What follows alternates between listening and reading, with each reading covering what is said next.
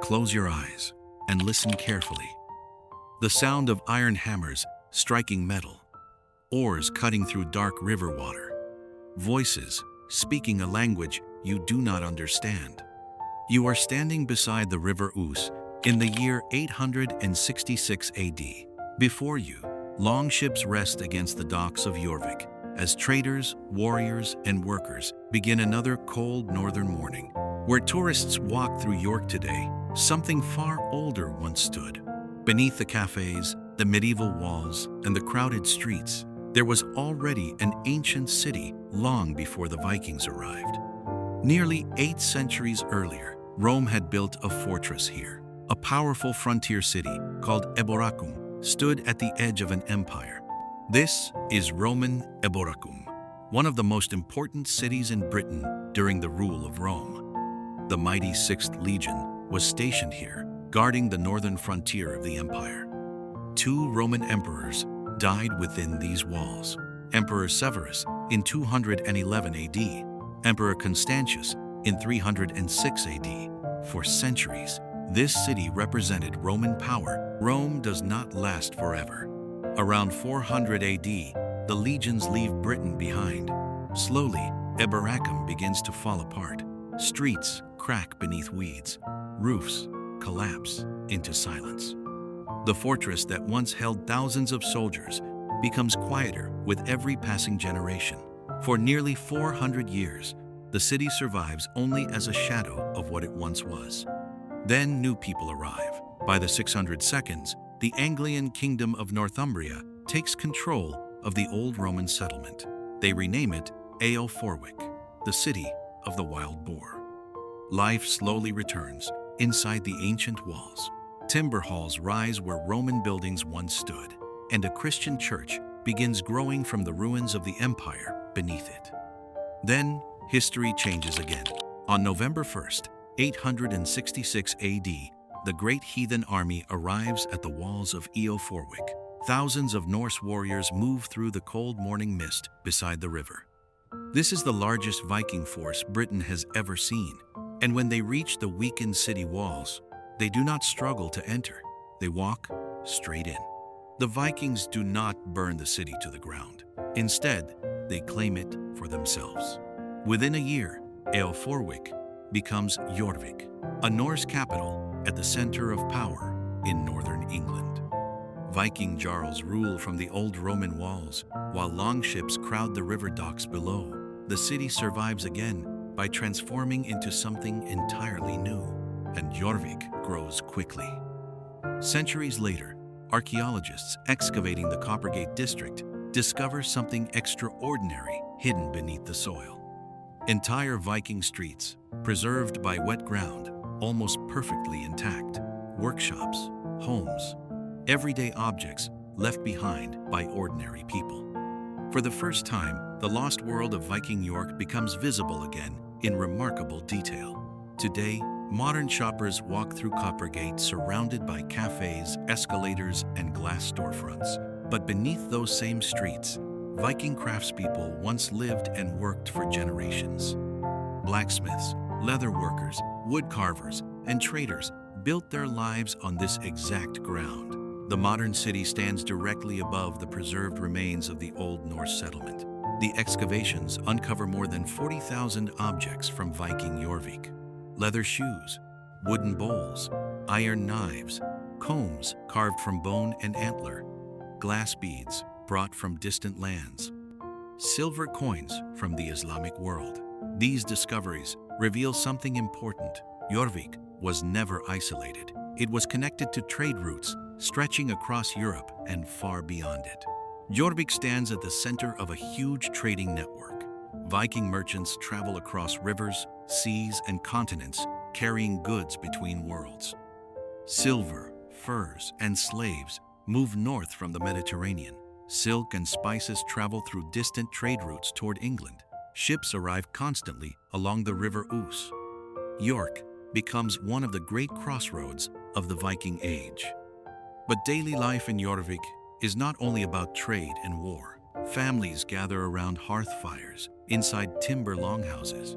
Bread made from rye, and barley cooks beside simmering stews. Fish from the rivers feeds the city.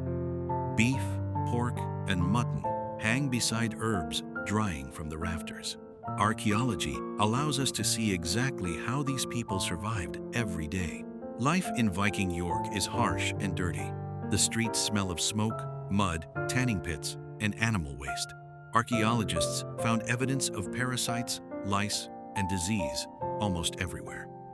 Workshops fill the air with smoke and noise, while workers scrape hides, shape iron, and butcher animals. This is not a romantic world. It is physical, crowded, and exhausting. At its height, Jorvik may hold nearly 10,000 people. By the standards of the 10th century, that makes it one of the largest cities in England.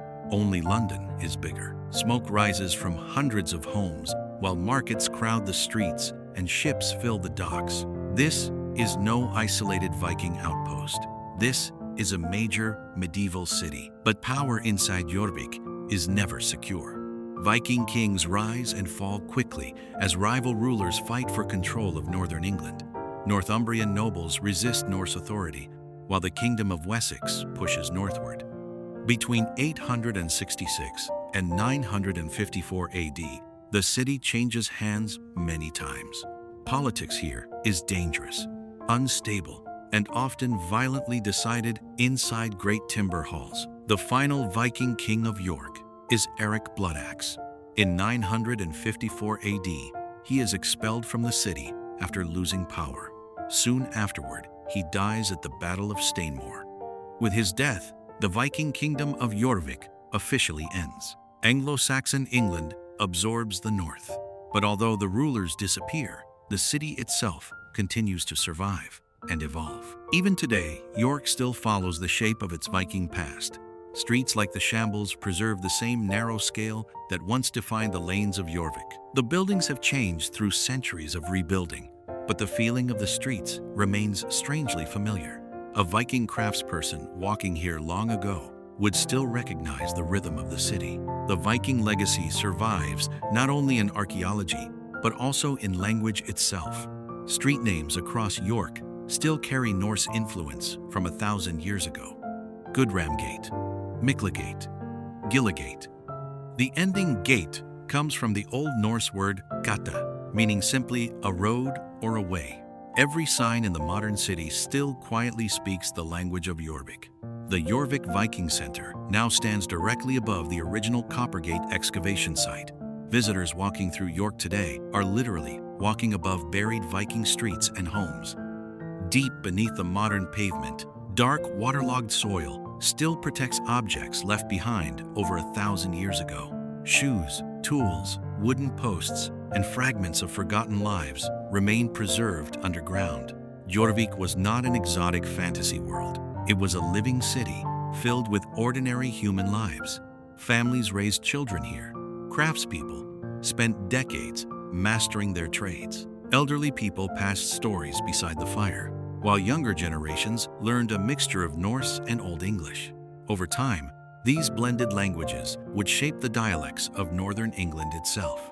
9 centuries before the Industrial Revolution, and long before modern technology connected the world, Jórvík already possessed the foundations of urban civilization.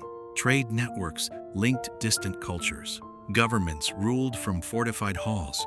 Religious communities gathered in churches. Families built homes and raised children.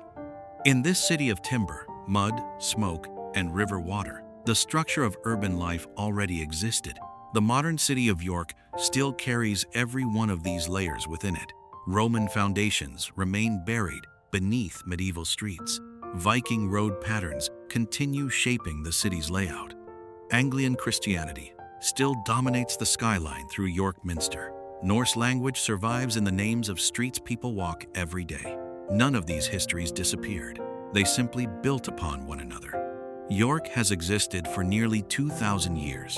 Eboracum, Eoforvik, Jorvik, York. 4 different names for the same place beside the same rivers and hills. Different kingdoms ruled here. Different languages filled these streets, but the human purpose remained unchanged: to gather together, to trade, to survive, and to build something strong enough to outlive generations. If this journey through the past brought Viking York back to life for you, consider subscribing and becoming part of the journey ahead. Tell us in the comments which lost city or forgotten civilization you want to explore next.